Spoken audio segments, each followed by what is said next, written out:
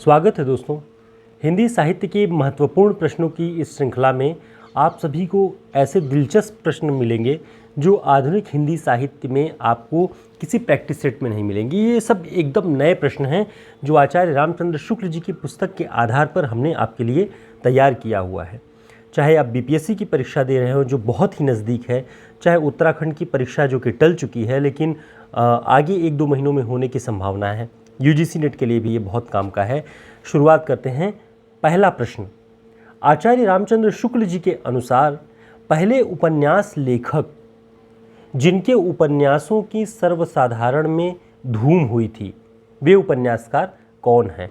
शुक्ल जी लिखते हैं कि पहले उपन्यास लेखक जिनके उपन्यासों की सर्वसाधारण में धूम हुई, तो ऑप्शन है लाला श्रीनिवास दास, देवकीनंदन खत्री, किशोरीलाल गोस्वामी, लाला पार्वती नंदन। इसका जो सही उत्तर होगा वह है देवकीनंदन खत्री। शुक्ल जी ने इन्हीं के बारे में लिखा है कि पहले उपन्यास लेखक हैं जिनके उपन्यासों की सर्वसाधारण में खूब धूम हुई। अब इनके बारे में थोड़ा देख लेते हैं कि इन्होंने तिलस्मी और एआरी किस्म के उपन्यास लिखे।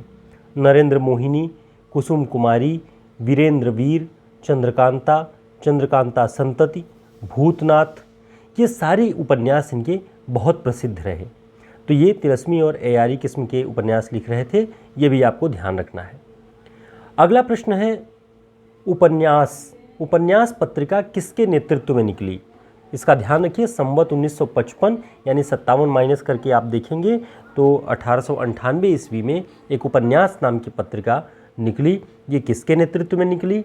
ऑप्शन है लाला श्रीनिवास दास, लाला पार्वती नंदन, पंडित किशोरीलाल गोस्वामी, देवकीनंदन खत्री। इसका सही उत्तर है पंडित किशोरीलाल गोस्वामी। इन्हीं के नेतृत्व में उपन्यास पत्रिका निकली संवत 1955 और 57 घटाएंगे तो 1898। इसे आपको ध्यान रखना है।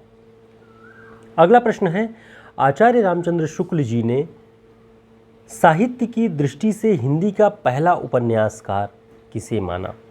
ध्यान रखिए, शुक्ल जी के कई सारे मत उपन्यासों के पहले उपन्यासकार के बारे में हैं, तो हम यहाँ पर देख रहे हैं कि साहित्य की दृष्टि से हिंदी का पहला उपन्यासकार किसे कहा जा सकता है शुक्ल जी के अनुसार?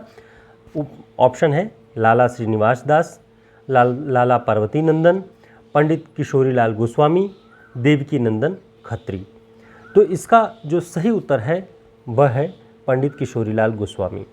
शुक्ल जी ने लिखा कि साहित्य की दृष्टि से पहले उपन्यासकार इन्हें कहा जा सकता है।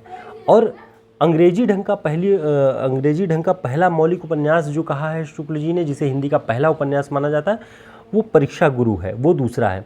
लेकिन साहित्य की दृष्टि से जब देखते हैं तो शुक्ल जी ने किशोरीलाल गोस्वामी जी के उपन्यास का नाम लिखा है। इनके प्रसिद्ध उपन्यास जो हैं वो तारा, चपला, तरुण तपस्विनी, रज़िया बेगम, लवंग लता, हीराबाई, लखनऊ की कब्र, ये सारे इनके उपन्यास काफ़ी प्रसिद्ध रहे। तो इस पॉइंट को आप ध्यान रखिएगा, ये आपको कहीं किसी पुस्तक में मिलेगा नहीं, लेकिन ये इम्पॉर्टेंट है। जिस तरह से परीक्षाओं के पैटर्न बदल रहे हैं उस हिसाब से आपको हर तरीके के प्रश्नों को ध्यान में रखना चाहिए, जिससे किसी भी एंगल से आपसे कुछ भी पूछ लिया जाए तो आप उसका उत्तर देने में समर्थ रहें। अगला प्रश्न है सुदर्शन नामक मासिक पत्रिका का संपादन किसके नेतृत्व में हुआ? ऑप्शन है पंडित माधव प्रसाद मिश्र और देवकीनंदन खत्री, किशोरीलाल गोस्वामी, ब्रजनंदन सहाय, गोपाल राम गहमरी। इसका सही उत्तर है पंडित माधव प्रसाद मिश्र और देवकीनंदन खत्री। तो पंडित माधव प्रसाद मिश्र जी ने देवकीनंदन खत्री जी के सहयोग से सुदर्शन नामक मासिक पत्रिका का संपादन किया। ध्यान रखिएगा इन पत्रिकाओं के बारे में, क्योंकि इनका प्रायः नाम लेते नहीं है लेकिन बहुत महत्वपूर्ण ये नाम है। जैसे हमने एक उपन्यास पत्रिका का नाम लिया, दूसरा ये सुदर्शन।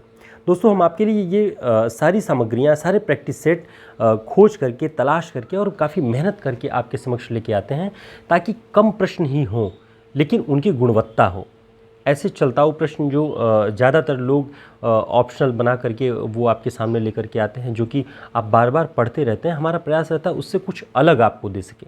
तो ऐसे ही कुछ प्रैक्टिस सेट्स का संग्रह, वन लाइनर क्वेश्चन के संग्रह और हिंदी साहित्य के बड़े 30 से 35 रचनाकारों पर आधारित ये हमारी जो टेक्स्ट बुक है, जो हिंदी साहित्य के शॉर्ट नोट्स के नाम से है, उसका आप PDF भी प्राप्त कर सकते हैं और उसका प्रिंट बुक भी आप चाहें तो ऑर्डर कर सकते हैं हमारे इस व्हाट्सएप नंबर पे संपर्क करके। आपके लिए काफ़ी हेल्पफुल होगा।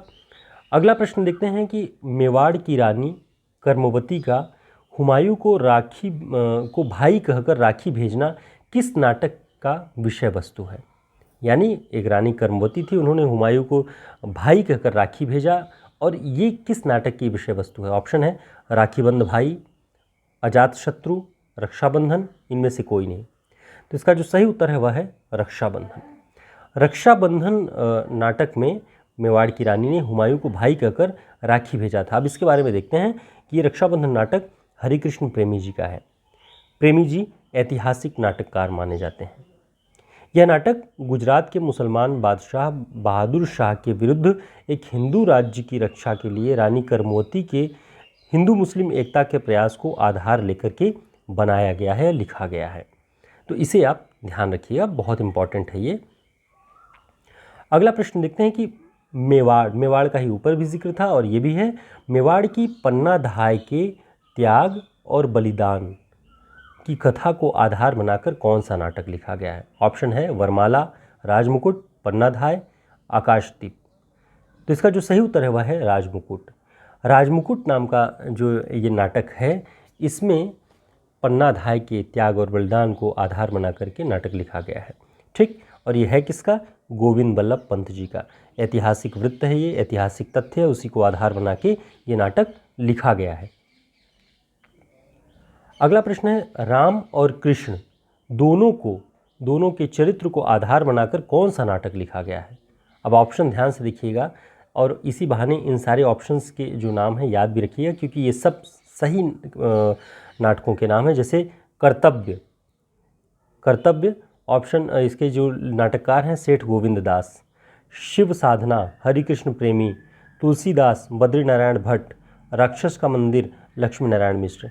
लेकिन हमें ये पता करना है कि इनमें से किस नाटक में राम और कृष्ण दोनों के चरित्र को आधार बना करके नाटक लिखा गया है। तो इसका जो सही उत्तर है वह है कर्तव्य। सेठ गोविंद दास जी का जो नाटक है कर्तव्य, इसमें दो पूर्वार्ध उत्तरार्ध दो खंड में इस नाटक को बांटा गया है और प्रथम खंड में राम, द्वितीय खंड में कृष्ण के चरित्र को आधार बना के नाटक लिखा गया है। तो ये इंपॉर्टेंट आपके लिए पॉइंट है, इसे आप ध्यान रखिएगा।